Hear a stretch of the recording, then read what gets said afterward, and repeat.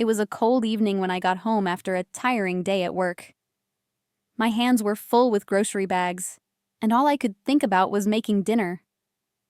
When I stepped inside, something felt off. On the table near the door, there was an envelope. It stood out with its bright white color, and it was addressed to me, but the handwriting wasn't familiar. Curious and a little uneasy, I put the groceries down and opened the envelope. Inside was a short note. "Meet me at the park bench by the fountain at 9 p.m. tonight. Don't bring anyone. We need to talk." There was no name or hint about who had sent it. My heart started racing. Who could this be, and what did they want? For a moment I thought about ignoring it. Maybe it was a prank. But as the evening went on, I couldn't stop thinking about it. By 8:30, I had wrapped myself in a coat and headed to the park. The cold air stung my face and the quiet streets felt eerie. Only a few streetlights lit the way, casting long shadows. When I reached the fountain, there was no one there. I checked my watch. It was 5 minutes to 9. I sat down and waited, my breath visible in the chilly air. The silence was heavy, broken only by the occasional rustling of leaves.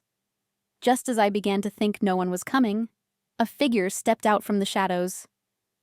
"You came," the person said in a low voice. It was a man, his face partly hidden by a hood. There was something familiar about him, but I couldn't figure out what. "Who are you? Why did you call me here?" I asked, trying to sound brave. He hesitated, then pulled down his hood. My breath caught. It was Alex. I hadn't seen him in years. He had vanished from my life 5 years ago without a word. And now, here he was, as if no time had passed. "Alex, what are you doing here? Where have you been?" He sat down beside me and looked around nervously. "I don't have much time. I need your help. Something happened. Something I can't handle alone." I stared at him, confused and shocked. Alex had always been confident and in control. Seeing him like this, anxious and uneasy, felt wrong. "What do you mean? You disappeared without a word. Do you know what that did to me?" I said, my voice trembling. He looked down, guilt written all over his face. "I know I owe you an explanation, but right now, you need to listen. I've gotten into something dangerous. It's bigger than me, and if I don't figure it out, I'm going to die." A shiver ran through me, and it wasn't just the cold. "What are you talking about? Are you in trouble with the police? Or worse?" He nodded slightly, his eyes fixed on the ground. "Both. I got mixed up with the wrong people. They don't let you just walk away." I felt my chest tighten. What had Alex gotten himself into? Before I could ask, he pulled a small, worn notebook from his pocket. "This has everything," he said, handing it to me. "Names, dates, places. It's proof of what they've been doing. I thought I could expose them, but now they know I have it. They'll do anything to get it back." I held the notebook, feeling its weight. "Why are you giving this to me? What am I supposed to do with it?" "Keep it safe," he said urgently. "If something happens to me, take it to the police. Promise me." I looked into his eyes and saw how desperate he was. "Alex, this is crazy. You can't just hand this to me and expect me to—" Before I could finish, he stood up suddenly. "I have to go. They're watching me. If they see us together, you'll be in danger too." "Wait!" I called after him, but he was already walking away, disappearing into the night. I sat there for a long time, holding the notebook and trying to make sense of what had just happened. Part of me wanted to throw it away, to pretend this never happened. But I couldn't. Alex had trusted me with something important. No matter how angry I was about the past, I couldn't let him down now. The next few days were a blur. I couldn't shake the feeling that someone was watching me. Every time my phone rang, my heart raced. I decided to look through the notebook, hoping to understand what Alex had gotten involved in. The names and details were shocking. Corruption, illegal deals, ties to organized crime. It was a tangled web of lies and danger. One evening, as I left work, I noticed a black car parked across the street. It had been there the day before. My stomach dropped. I hurried down the street, glancing back, and sure enough, the car started following me. My heart pounded as I ducked into an alley, weaving through narrow streets until I lost them. When I finally got home, I locked the door and checked all the windows.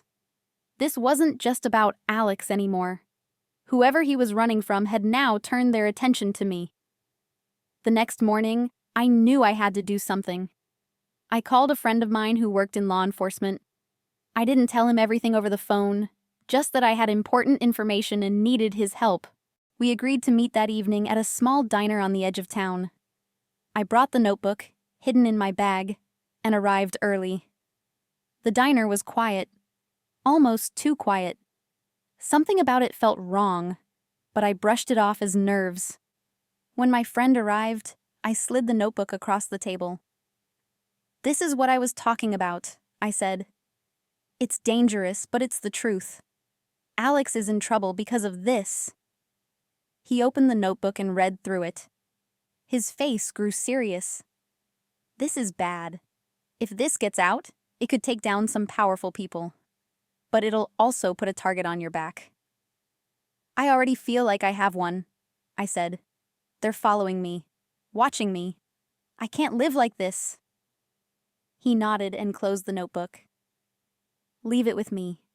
I'll make sure it gets to the right people. But you need to be careful. Don't trust anyone, not even me. If something feels wrong, disappear." I agreed, though his warning didn't ease my nerves. As I left the diner, I couldn't shake the feeling that I was being watched again. The streetlights flickered as I walked, and every shadow seemed to move. When I got home, I saw the door slightly open. My stomach dropped. I stepped inside, every nerve on edge. The living room was a mess. Drawers pulled out, furniture overturned. Someone had been here. I grabbed my phone to call my friend, but before I could dial, I saw a shadow move. I turned quickly, and there he was. "Alex." "What are you doing here?" I demanded. "I came to warn you," he said, his voice tense. "They know about you. They know you have the notebook."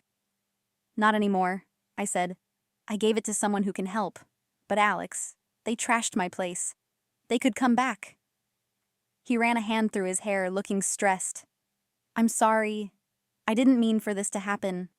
But we need to leave. Now." "Leave? Where?" "Somewhere safe," he said, grabbing my coat. "I'll explain everything once we're out of here." Reluctantly, I followed him into the night, fear and questions swirling in my mind. Whatever was happening, it wasn't over yet.